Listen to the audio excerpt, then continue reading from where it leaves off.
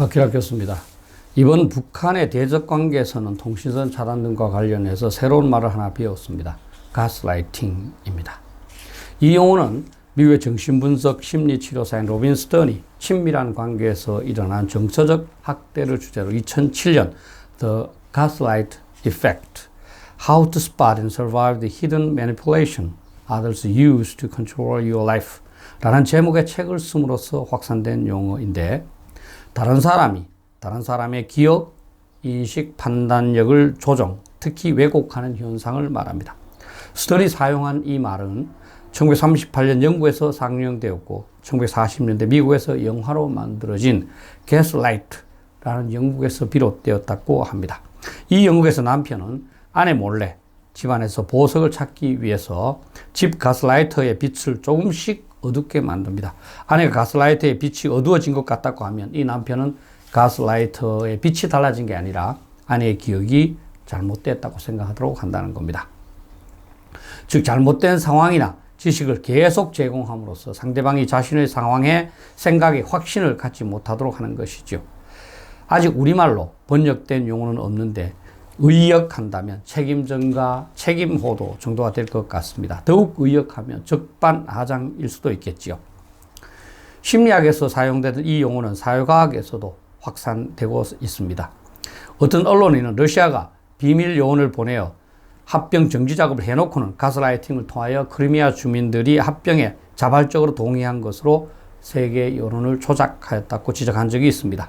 미국 언론에서는 트럼프 대통령이 가스라이팅 전술을 자주 사용한다고 비판하기도 합니다. 트럼프 대통령이 책임 전가 또는 호도에는 일가견이 있죠. 이번 북한의 행동과 관련해서는 워싱턴 포스트가 6월 9일 북한의 통신선 차단에 대한 기사를 내보내면서 전문가의 트윗을 인용해서 보도했습니다. 그 전문가가 북한이 남한에게 가스라이팅을 하고 있다고 표현함으로써 알려진 겁니다. 그 전문가는 미국 윌슨 센터라는 연구기관에 근무하는 진리라는 한국의 북한 전문가인데요. 그녀는 북한이 6.15 공동선언의 20주년을 앞두고 성과가 다급한 남한 정부를 대상으로 가스라이팅을 하고 있다고 말했습니다. 이 말은 지금까지 남북 관계가 잘못된 근본적이면서 실제적인 책임은 북한에게 있는데 가스라이팅을 통하여 마치 남한 정부에게 책임이 있는 것처럼 호도하고 있다는 것이죠. 북한이 주장하듯이 전단 살포 금지가 2018년 4월 27일 판문점 공동선언에 포함되어 5월 1일부터 금지하도록 되어 있는 것은 맞습니다. 그러나 시청자 여러분이 너무나 잘 알다시피 판문점 선언의 핵심은 북한의 완전한 비핵화입니다. 판문점 공동선언에도 분명히 북한은 완전한 비핵화를 위하여 노력하기로 명시되어 있습니다. 그런데 북한은 핵무기 폐기는커녕 그것이 미국 핵우산의 폐기를 의미하는 것이라면서 억지를 부렸고 지금까지 핵무기 폐기를 위한 아무런 실질적인 조치도 강구하고 있지 않습니다. 오히려 북한은 핵무기 증산을 계속했지요.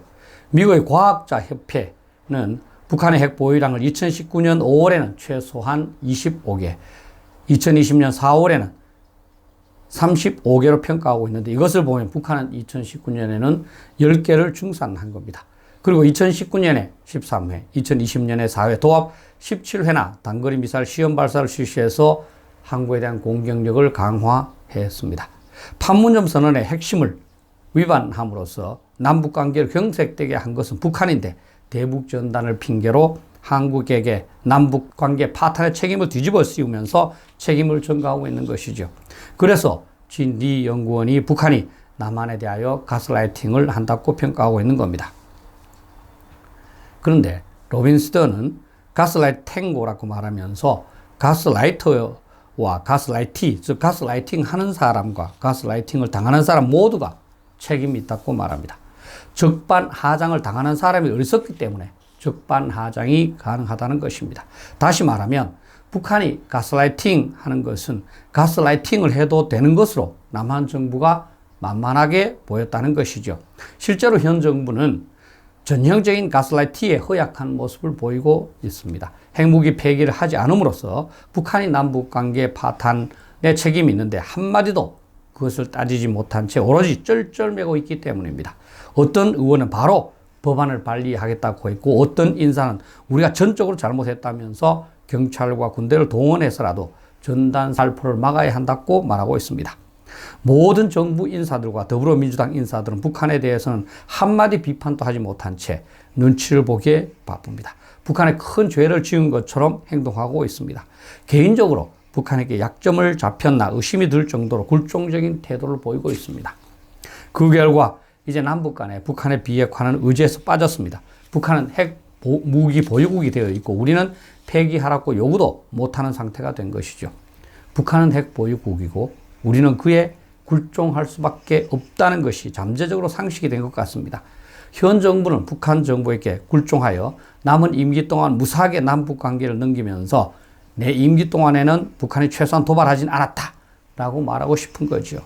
북한을 핵 보유국으로 만든 죄책감은 갖지도 않고 말이죠. 이제 우리 모두 과거를 되돌아봐야 합니다.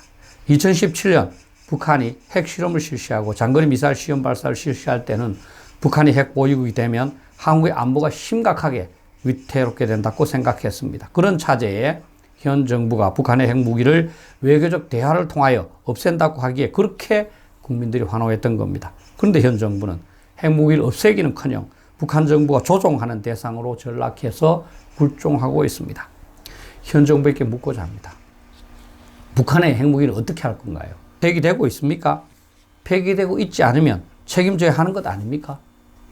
북한의 핵무기로 위협할 경우 국민을 보호할 방책이 있습니까?